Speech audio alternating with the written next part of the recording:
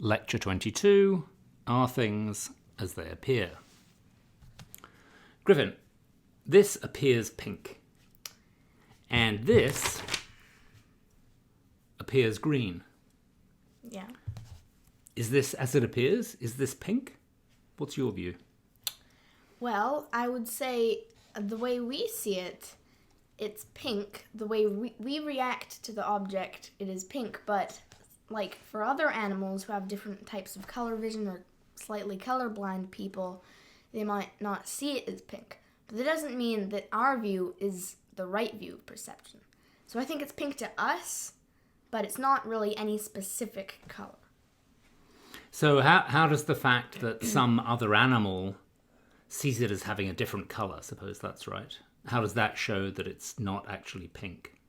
Well, we see it as pink, but all sorts of other animals, don't stick them together, see them as all sorts of other different colors. So why would our way of seeing things, be the right way of seeing things? What's the difference between color and shape? Griffin, you seem to have changed your view slightly. No, I haven't. I haven't. What about smell? Is that in the same boat as color? Well, I'm not totally sure if we all smell things differently, but for some animals, I think the smell is a lot, stronger for them. So, for them, they would smell something a lot stronger, and they would say, oh yeah, this is a really fragrant smell. But for us, we might say, there's nothing here. But I don't think any of us is right. It's kind of like color. It's just, there's really no way to know if you're actually seeing the right shape. Well, I don't, to speak on that, I don't think there really is any right shape, since animals might see shapes differently. So really, for you, I think it's, you think that perception helps an animal to survive and reproduce, and it doesn't really matter whether perception represents the world accurately to the animal. Well, I don't think there is an accurately. And you don't think there's an accurately... I think the way that we see things is just to benefit our own survival, like what I said earlier. Like how snakes, since they see heat, they see rats as this vibrant red, in the midst of all this blue, cold stuff that really gets their attention, so they go after it. But we don't go around and chasing rats, so we just see rats as this dull kind of brown. And we also think they're kind of gross, because usually they have germs. Both of those things are to kind of, benefit our survival, like in snakes. Yeah. So is this your view that the world is really a kind of formless blob, or maybe a collection of sort of formless blobs, which we see as spherical or lumpy or green or pink, or we feel them as rough or smooth, or smell them as fragrant or smoky, but really all there is out in the external environment are just these formless blobs onto which we sort of project these perceptible qualities. Is that your... I think that's your view. No, because if they were all just formless blobs, then why would we be perceiving them as these specific things? I think they are sort of this formless matter that doesn't really have any specific properties. So what if all perceivers were to vanish? Everything that perceives anything, or reacts to anything. Yes, exactly. So all life is wiped out, or we can imagine that maybe life never evolved. Would there still be green things or pink things? I doubt there would be sort of any things. I think that matter still exists, but without perception, it can't really have any properties. So it doesn't really exist. I see. So there needs to be perception for something to exist. But right. That doesn't mean if you put something in a box and you can't see it, that thing doesn't exist. But it's just that if you wiped out all perceivers, then really you'd wipe out everything. Yeah. Well, that's called idealism.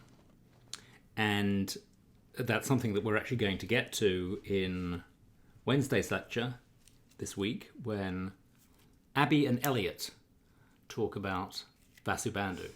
This week you're in for a treat. Abby and Elliot are doing both the lectures. The first one is on Bertrand Russell. Griffin, let's have a look.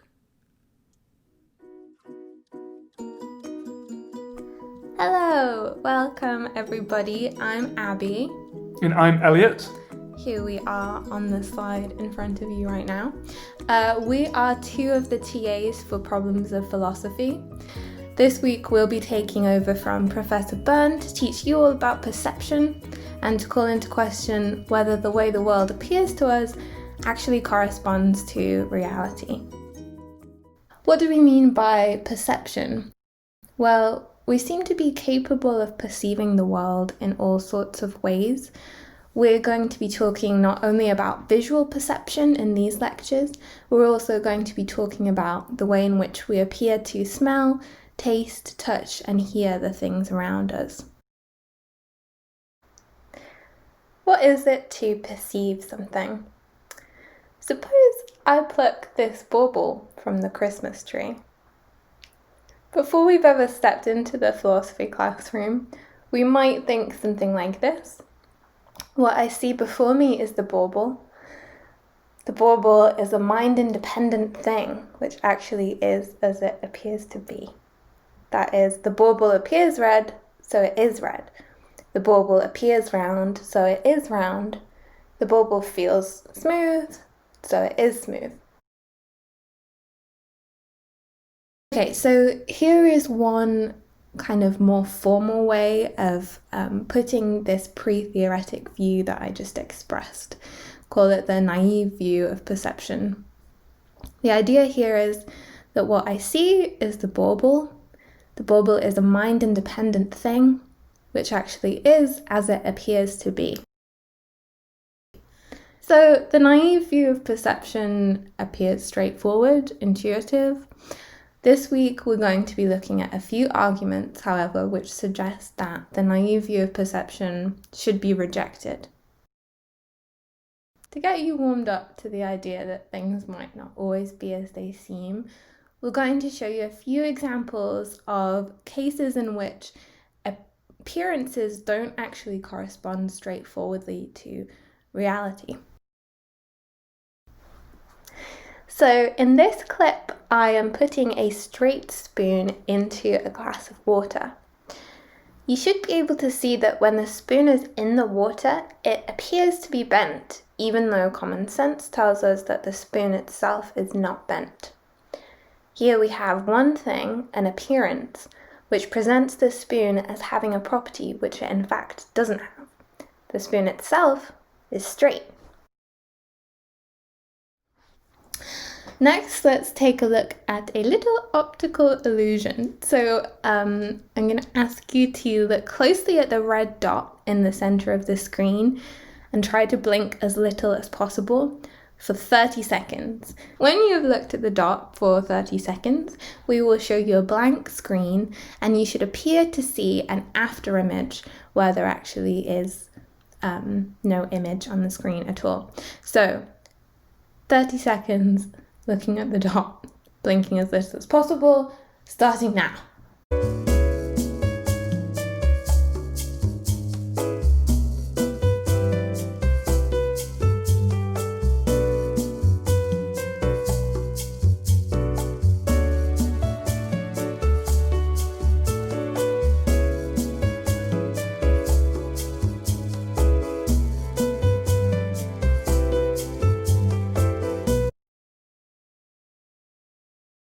Okay, so if the illusion has worked successfully, you should see an after image of Taylor Swift, even though you are in fact looking at a blank screen. So we've just shown you two examples of optical illusions in which our perception does not appear to correspond well with reality. We tend to think of optical illusions as exceptions to normal visual functioning. So we think in these unusual cases, our vision is distorted, but usually we see things exactly as they are. This week, we're going to look at some philosophical arguments for the view that illusion is actually more widespread. That is, in general, what we perceive does not correspond with the way the world really is.